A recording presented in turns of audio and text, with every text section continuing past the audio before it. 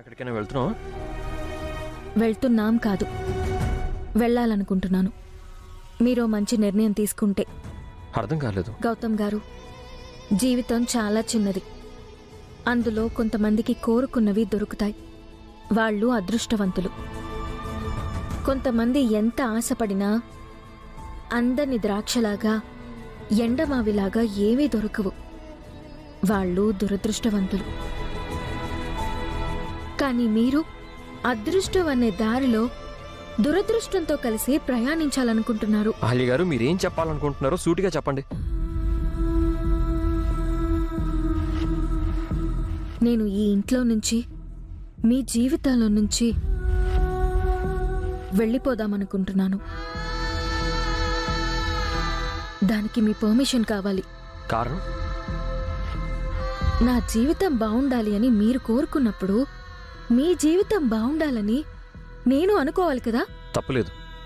అయితే మీరు అదితిని పెళ్లి చేసుకుంటే మీ జీవితం బావుంటుంది.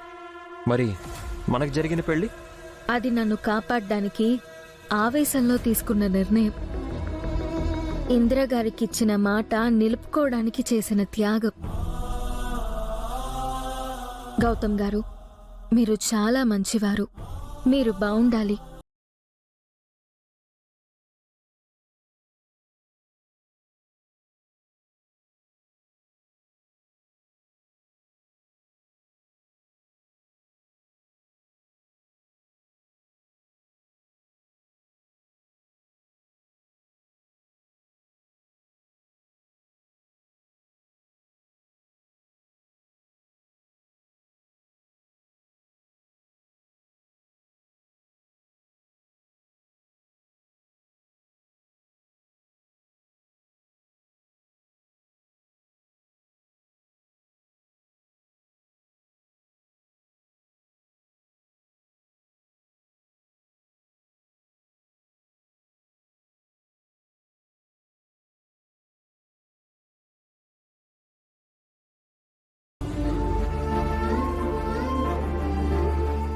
మరి మీరు?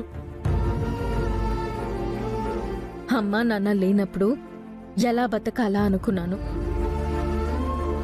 ఇందిరాగారు, అమ్మమ్మ పోయినప్పుడు అసలు ఎందుకు బతకాలి అనుకున్నాను.